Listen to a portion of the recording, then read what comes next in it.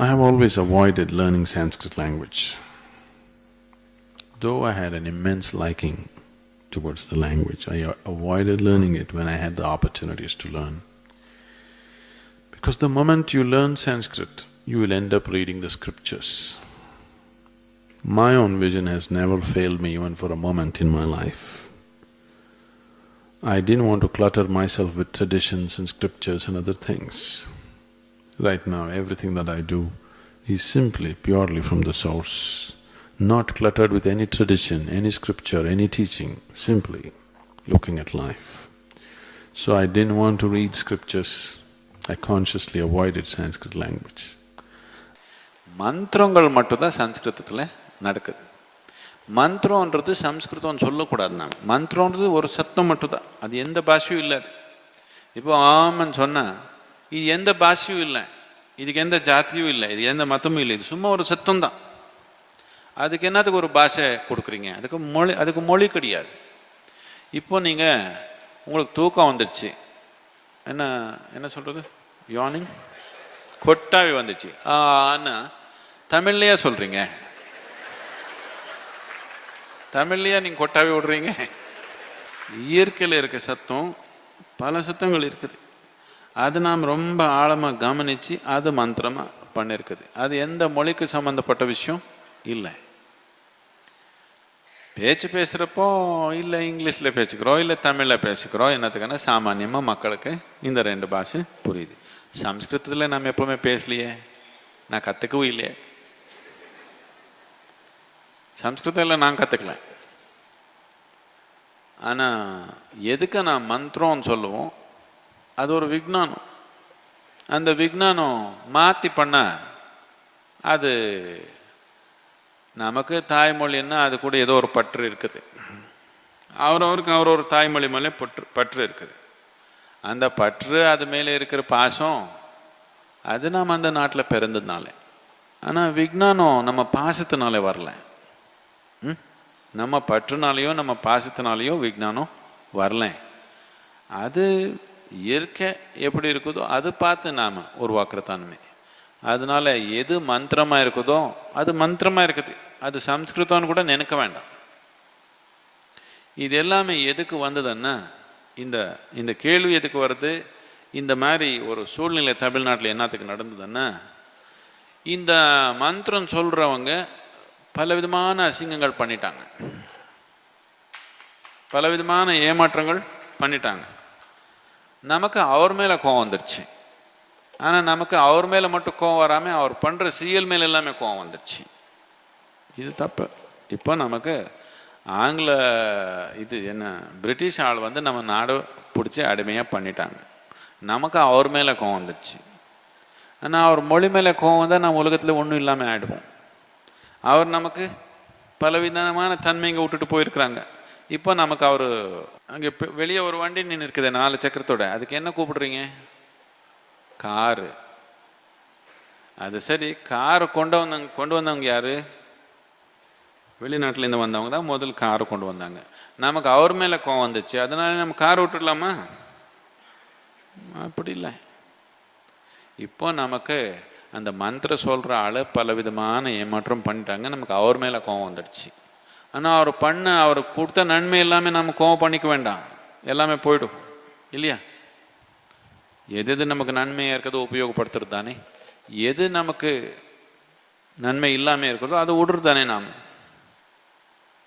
இதனால் மந்திரம்ன்றது சம்ஸ்கிருதமும் இல்லை, தமிழில் எது இல்லை, இயற்கையில் இருக்க சத்தங்கள் கவனித்து உருவாக்கின ஒரு விஞ்ஞானம். அந்த விஞ்ஞானம் அப்படி தான் உபயோகப்படுத்தணும். அது இன்னொரு விதமாக உபயோகப்படுத்த போனால் அது போய்டும். தட்சிணாமூர்த்தியாக இருந்து தான் அவர் உபதேசம் பண்ணுறாரு, பிரம்மதத்தை உபதேசம் பண்ணுறாரு. அது ஐங்கர குரு விநாயகர், அப்புறம் ஆர்ம குரு முருகர், அது அப்புறம் அகஸ்தியருக்கு பின்னால் 9வது குரு வந்து சர்க்குருநாதர். So Ayurveda is herbal. Herbs are also chemicals, but in natural form. It's way better than taking it in a synthetic form. Ayurveda needs a certain amount of application and knowledge because There are over 300,000, okay? 300,000 Ayurvedic formulations according to the ancient texts. 300,000 formulations you have to understand if you have to really prescribe Ayurveda. So, prescribing or practicing Ayurveda is it needs a lifelong involvement. These days I see people come from outside the country, they study Ayurveda for 1.5 months and they're certified Ayurvedic teachers or doctors, practitioners, which is a very dangerous thing to do. 300,000 formulations, how to give it, to whom to give it, when to give it, it's not a simple thing to understand. It takes a lot. Above all, you need a phenomenal understanding of the body to be able to prescribe this. Siddha is very different in the sense, Siddha is essentially elemental in nature. There are herbs, but essentially it's elemental in nature. It comes more from the yogic science, because the fundamental of yogic science is in bhuta shuddhi or in cleansing of one's elements. This is an evolution from the yogic science, and Siddha Vaidya was essentially formulated by Agastya Muni, and they say Adiyogi himself practiced it and Agastya brought it to the south and only in the south it lived, nowhere else. Having completely integrated the knowledge as a part of himself and his system, not as a intellectual property, but as a reverberating process of his own human system, he decided to fulfill his mission of going south. And of all the seven, he became the most prominent because of the vigor with which he spread this across the southern part of the subcontinent. He set up probably over, from what I have heard of, over 700 ashrams in the country. Many small places, that's not counted, proper ashrams where sadhana went on and he established some kind of a guru in the place and so that sadhana could go on.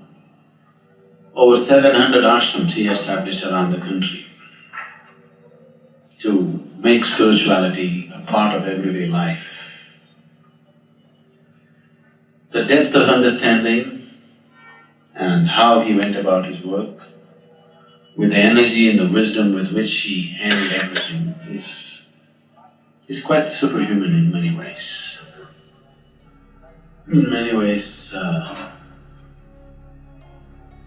Agastya is, you can say, almost, you can call him the father of South Indian mysticism. Yoga came in a particular format to South India, to Agastya. This great art of transforming Kartikeya's anger into a means for his enlightenment was Agastya's work. And all the siddhars of South India, they are very much in the tradition of Agastya. In a way, everything that I do is just a small extension to Agastya's work. He built a colossus of a place, we are just adding one extra room to it. Because this South Indian mysticism has a different flavor, that's because of Agastya.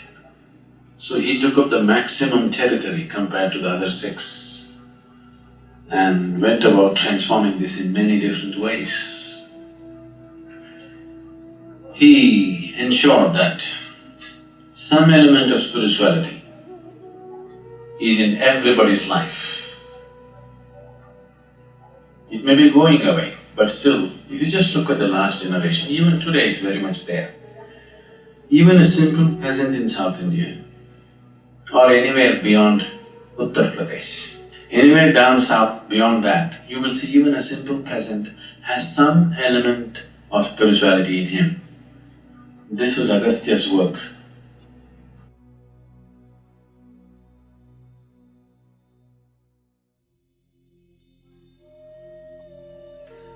This is an area where Agastya Muni walked. Probably he even visited this temple, either himself or probably one of his people, because the nature of the lingam is such which is in line with Agastya's way of doing things. So either it's himself or somebody like him or in his line of duty who have consecrated this linga, which is pure kriya,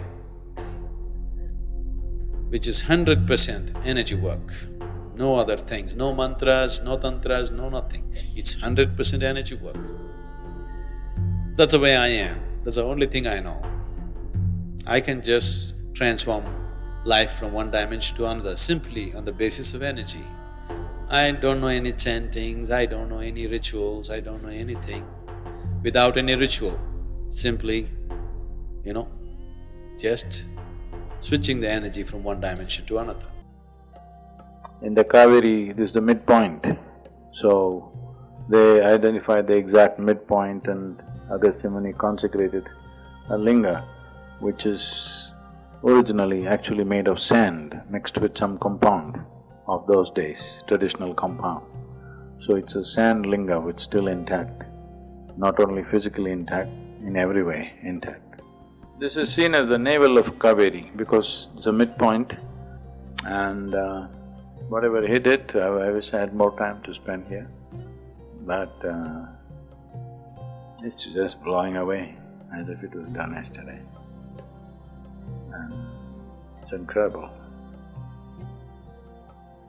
This is our ancestry. It's believed that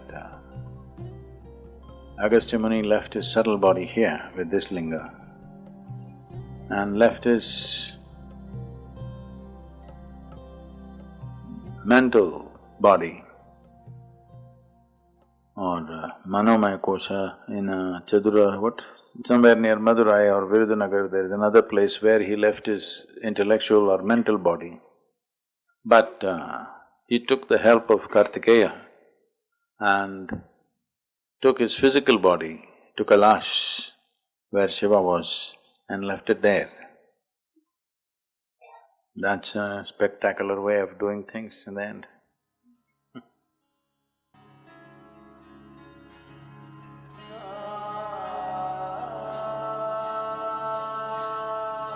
Kailash is like a tremendous spiritual library for me.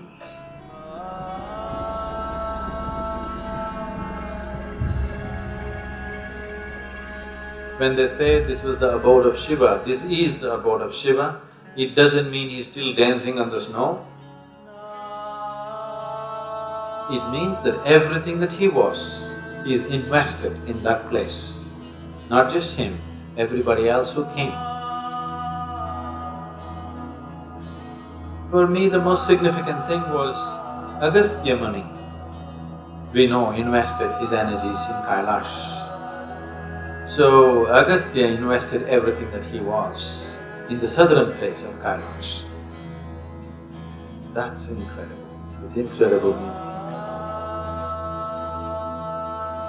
in terms of natural beauty, there are no words for it. But in terms of its power and energy, it's absolutely incredible.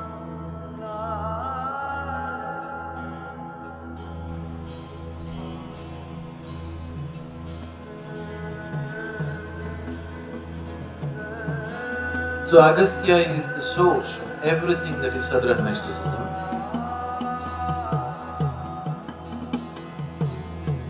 He is the very source of everything that I am. You can say, I'm just a fingernail of his, scratching your life right now.